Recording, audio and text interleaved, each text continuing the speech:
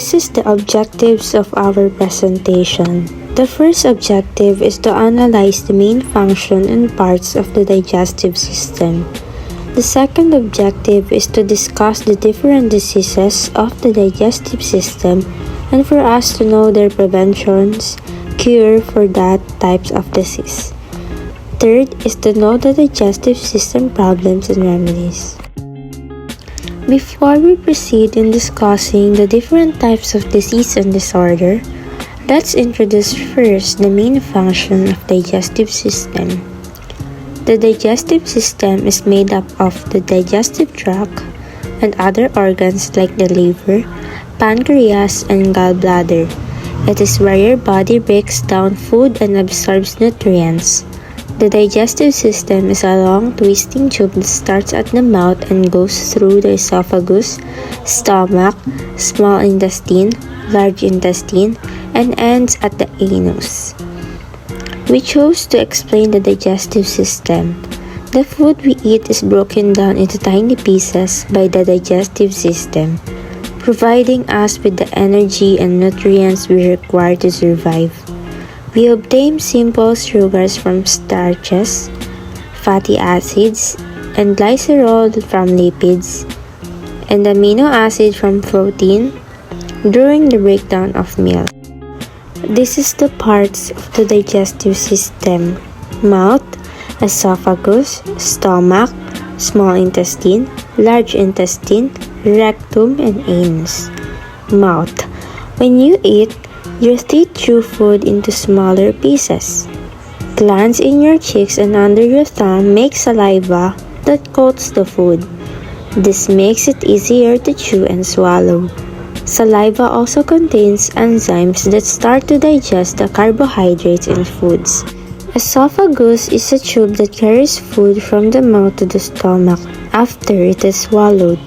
A ring of muscle at the end of the esophagus lets food into your stomach and stops stomach contents from going back up to the esophagus. Stomach. Your stomach breaks down food with liquid to help with digestion and absorption of vitamins and minerals.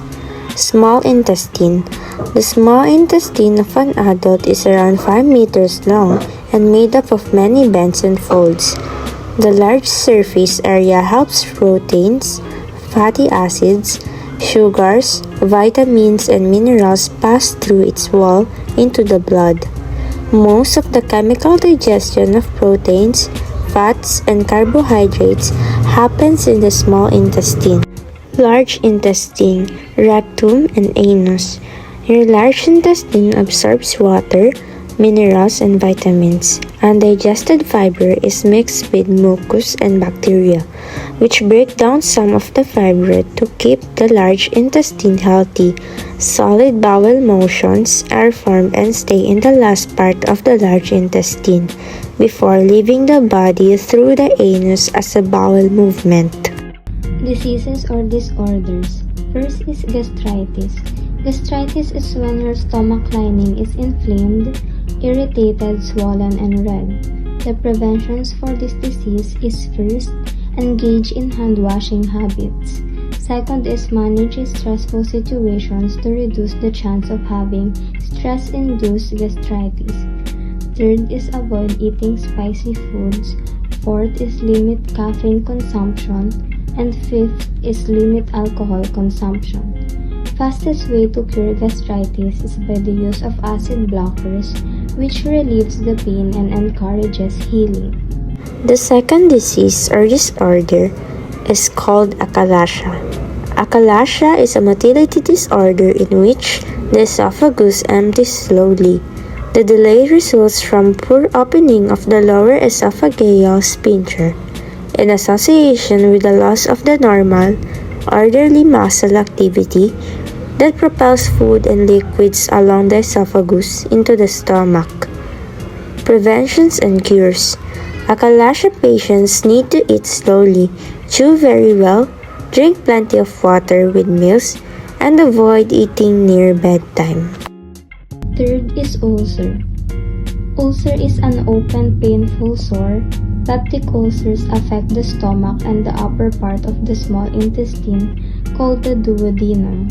Preventions or cures for this disease: avoid alcohol, take aspirin or NSAIDs with caution. Never ignore the signs of an ulcer. Consume foods that have been cooked through and wash your hands frequently to prevent illnesses. Diverticulitis. Description: small pouches called diverticula can form anywhere. There are weak spots in the lining of your digestive tract, but they are most commonly found in the colon. If you have diverticula but no symptoms, the condition is called diverticulosis, which is quite common among older adults and rarely causes problems. Preventions or cures: mild diverticulitis is treated with a clear diet so your colon can heal. In the past, the first line of treatment for uncomplicated diverticulitis was a round of antibiotics, but recent guidelines from the American College of Physicians state that most cases can be treated without this medication. Gastroesophageal reflux is when the stomach content moves from the stomach back up the esophagus. Because it is acidic, it causes a burning sensation in the chest or throat.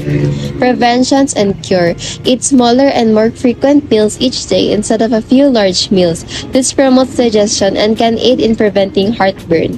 Wear loose-fitting clothes to ease pressure on the stomach, which can worsen heartburn and reflux. Quit smoking. Hemorrhoids. Hemorrhoids are itchy and painful lumps of swollen veins in and around the anus. Hemorrhoids can cause bleeding and pain. You might notice bright red blood on the toilet paper or in the toilet. Hemorrhoids are diagnosed by a doctor examining the anus and anal canal. Prevention and cure: eat high-fiber foods. Eat more foods that are high in fiber. This helps softens the stool and increases its bulk, which will help you avoid straining. Add fiber to your diet slowly to avoid problems with gas. Use tropical treatments. Apply a hemorrhoid cream or suppository containing hydrocortisone that you can buy without a prescription. You can also use pads containing witch hazel or a numbing medicine. Ulcerative colitis. Description: if your immune system mistakes your colon lining or other materials for invaders, sores, or ulcers develop in the colon's lining. If you experience frequent and urgent bowel movements, feeling with diarrhea, blood in your stool, or abdominal cramps, make sure to see your doctor. Prevention course. Medication can suppress the inflammation and eliminating foods that cause discomfort may help as well in severe cases. Treatment for ulcerative colitis may involve surgery to remove the colon. Anal fissure. Description: anal fissures are tiny, oval-shaped tears found in the lining of the anus. Symptoms are similar to hemorrhoids, such as bleeding and pain after moving your bowels. Straining and hard bowel movements can cause fissures, but so can soft stools and diarrhea. Preventions and cure: a high-fiber diet that makes your stool well-formed and bulky is often the best treatment. Medication to relax the anal sphincter muscles as well as topical anesthetics and seat baths can relieve pain. However, chronic fissures may require surgery or the anal sphincter muscle. Celiac disease. Description: is a chronic digestive autoimmune disorder that causes damage to the small intestine.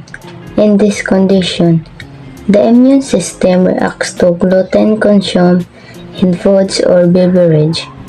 Prevention, cure. The main treatment for celiac disease is following a gluten-free diet, learning to read ingredient lists, as well as knowing the different grains and food products that contain gluten is important to help in staying gluten-free and preventing damage to the small intestine. The last type of disease is called gallstones. The gallbladder is a small sac that stores bile, which the body uses during digestion. Gallstones are small stones that form in the gallbladder. Prevention and cure. Treatment for gallstones may include surgical removal of the gallbladder or a procedure whereby a healthcare professional will remove gallstones from the bile duct. As a conclusion, the digestive system includes the gastrointestinal tract that runs from the mouth to the anus, the liver, pancreas, and gallbladder. These organs work together to digest food into individual nutrients to be used throughout the body for energy, growth, and cell repair.